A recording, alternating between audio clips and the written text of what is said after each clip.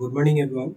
First of all, thank you of our honorable Kusti sir, Shadat Hussain sir, for giving us the opportunity to present the topic fiscal and monetary and fiscal policy. In this, we are constantly evolving in the development of talent. Now I am discussing about my today's topic overview of the last monetary policy declared by the Bangladesh Bank. Introduction. Monetary and fiscal policies are essential tools used by governments and central banks to manage economic stability and growth. These policies aim to achieve macroeconomic objectives such as controlling inflation, managing employment levels, and fostering sustainable economic development. This assignment focuses on the latest monetary policy declared by the Bangladesh Bank, analyzing its key components, comparing it with previous policies, and suggesting potential reforms. Summary. The latest monetary policy of Bangladesh Bank, announced on October 22, 2024, focuses on combating high inflation. Here are the key points. 1. Policy rate increase. The central bank raised the key policy rate by 5 basis points to 10%. This is the fourth hike this year and the 11th since May 2022. Number two, inflation control. The primary goal of this rate hike is to tame inflation, which has been a persistent issue. The higher borrowing costs are intended to reduce spending and slow down inflation. Number three, economic stability. These measures are part of broader efforts to stabilize the economy amidst rising global energy and commodity prices. The crisis aims to balance economic growth and stability, ensuring that inflation does not erode purchasing power and economic stability. The main objectives of monetary policy of Bangladesh Bank are price stability, both internal and external, sustainable growth and development, high employment, economic and efficient use of resources.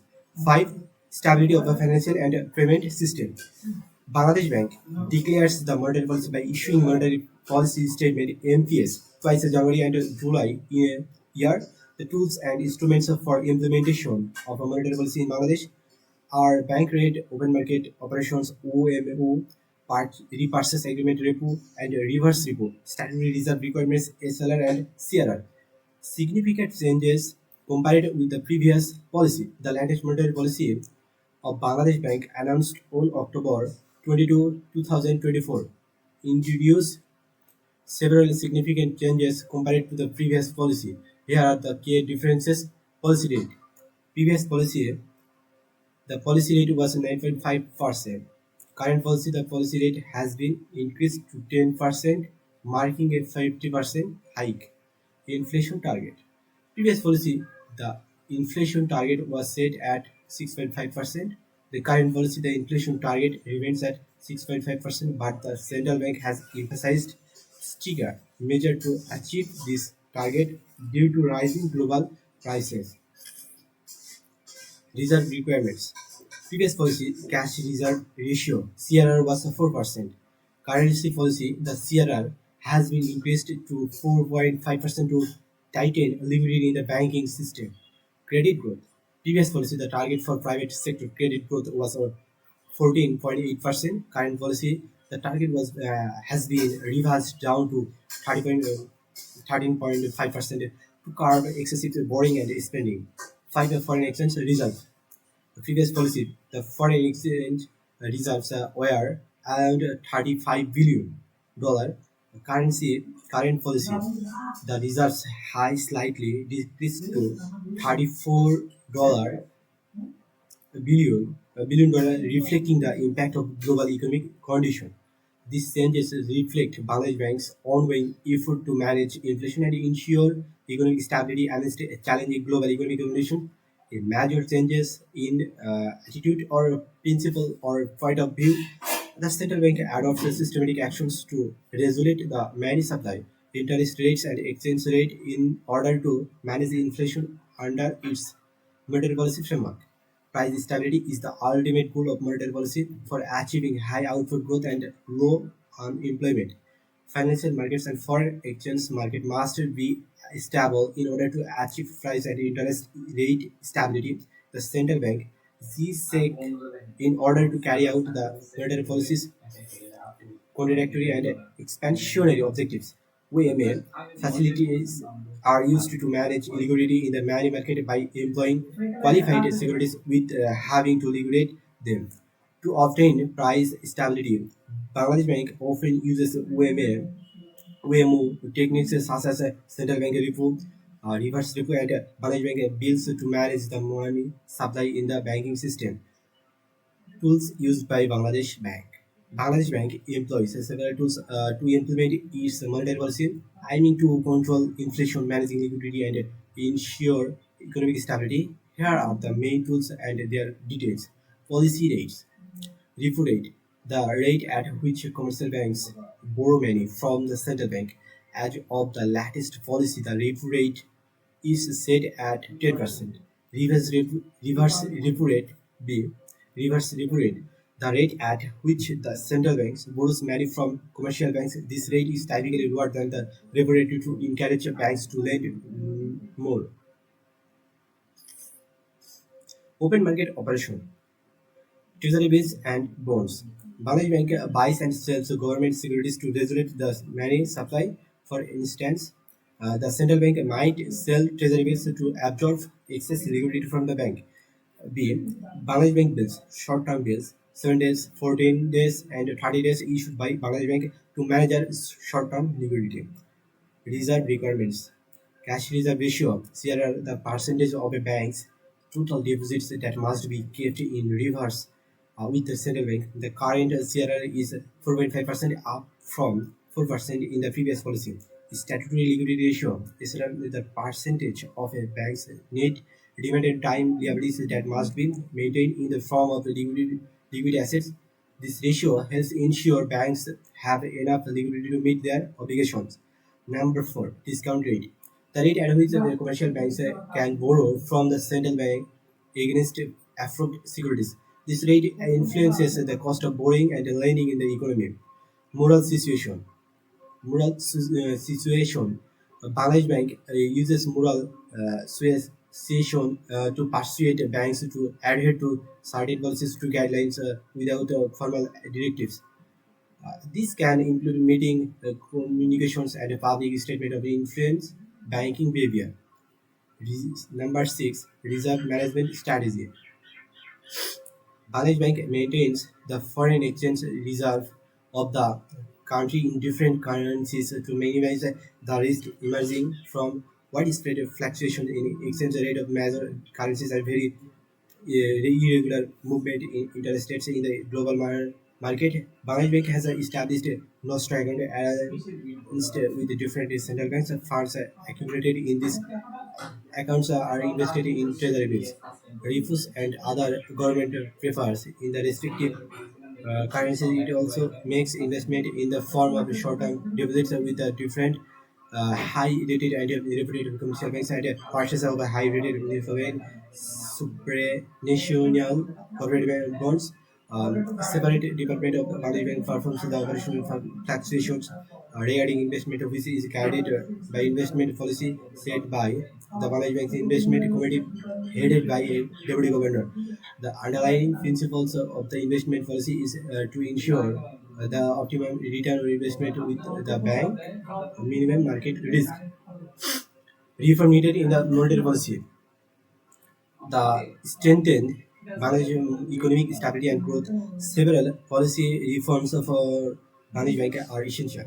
Here are some key recommendations. One, exchange rate flexibility. Current situation, multiple exchange rates create market uncertainty and discourage foreign currency inflows. Reform. Implement a single market clearing exchange rate regime. This would help balance the demand and supply in the foreign exchange market, improve foreign exchange reserve, and ease inflation. To strengthening financial sector governance. Current situation: high level of non-performing loans, NPLs, and government issues in the banking sector. Reform. Enforce stricter regulations and oversight to reduce NPLs, for instance, reducing the non-performance loans are issued below 8% by 2026 and ensuring good governance in state-run banks, implementing a prompt corrective action framework to address financial sector vulnerabilities is also crucial. Number three, monetary policy adjustment.